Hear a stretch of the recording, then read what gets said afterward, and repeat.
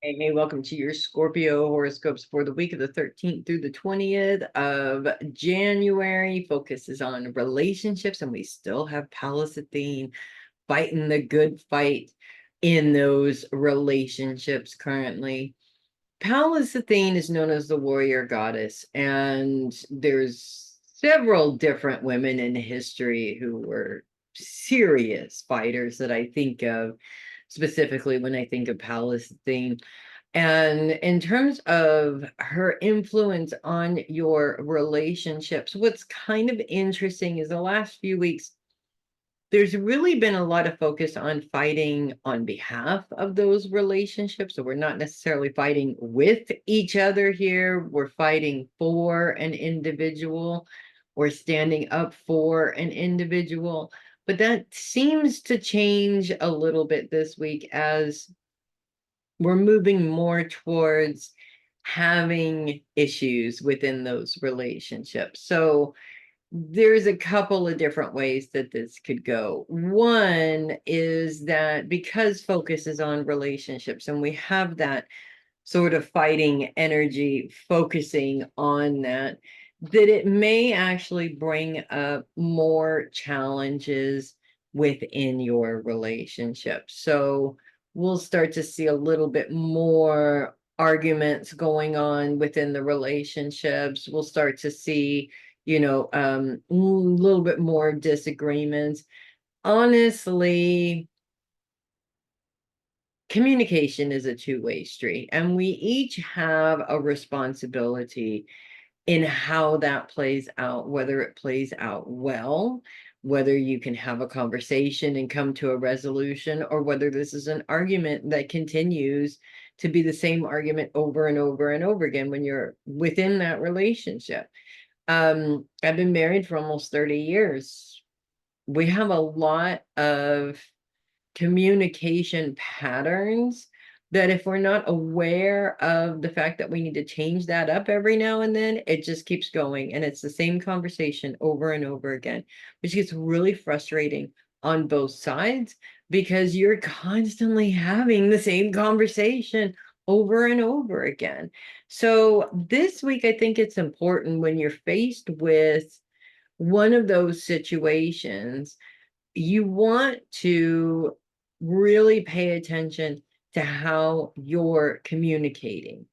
Yes, the other person has a responsibility, but when we change the way that we react to a situation or the words that we choose, the tone of our voice, all of these little things that we make these different changes in, it starts to change the course of the conversation. We're no longer in the pattern anymore. We're changing it, and it could possibly move into a direction that's a little bit more productive, or possibly even change the conversation into something that you can work with instead of it being an argument where the two just shut down on listening to the other person's needs and nothing ever gets resolved.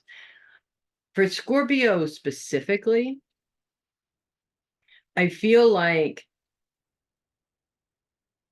Pallas Athene's influence can be kind of heavy because Scorpios are not necessarily fighting people. I mean, don't get me wrong, they can be. I've known plenty of them, but they are lovers and not fighters. And they do like things to just sort of be cool for the most part.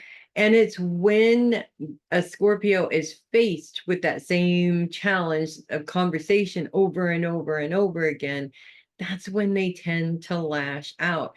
So that's also part of the layer to this, is how often you're using that stinger when you're having the conversation. Now, that stinger oftentimes gets you in trouble. I get that it's necessary and that there is definitely times where the stinger needs to be used. But for the most part, when somebody comes at you with a problem and you immediately go to the stinger, what that means in reality is that Scorpios also tend to get hurt very deeply, and that hurt, that deep hurt, translates into being kind of mean. And that does not help the situation either. So these are things that you really can identify how you are approaching these situations, how you're communicating, what words you're choosing to use, what the energy is behind the words, etc., etc. I've had a million relationships, various different levels of relationships.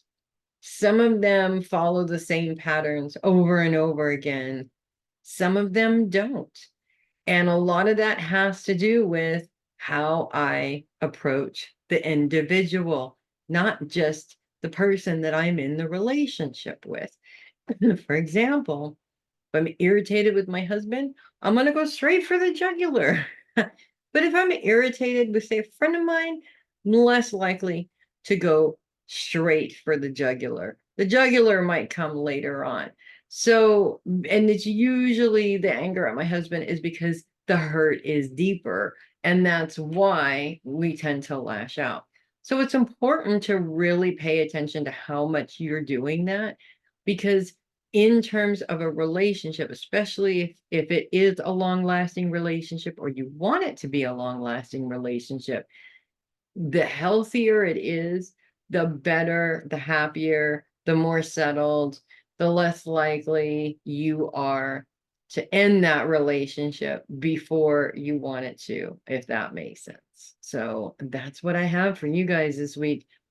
If you love your horoscopes, do consider sending a tip or donation to my coffee link, which is below the video here in the description. Really appreciate all the coffee love. I'm Melissa Bruce, Heavy Metal Psychic. I will see you guys next week. And in the meantime, you guys can have the best relationships in the whole world. It just takes a couple of little adjustments. That's it. You guys make it a great week, and I will see you guys next week.